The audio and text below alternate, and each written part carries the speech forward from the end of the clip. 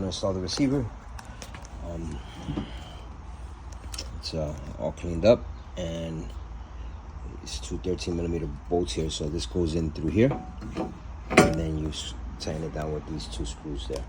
So let's go ahead and do that. It's on. I'm gonna have to buy those little covers there. So up next is the front.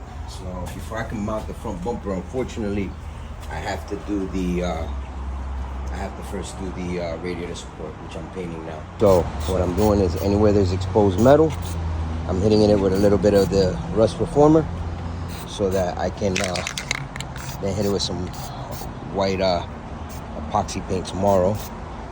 Time to get back to work on this. I'm gonna go ahead and remove the pins, the hood pins, and then after I take these out, I'll scuff it all up and let's throw a little coat of paint on it. So now let's scuff everything up. Prep saw. You can see a lot of the oil and grease just like, there we go. So it's all painted.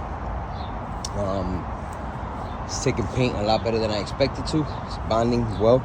So we're gonna go ahead and let this sit for a couple of hours. I did that yesterday, and like I told you, it's definitely like a uber bright white compared to the Alpine white this car is painted.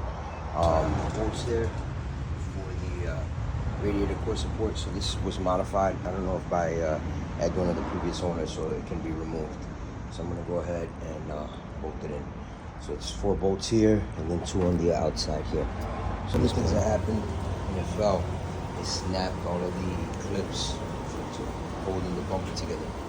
So what I have to do now, I'm gonna use these M8s.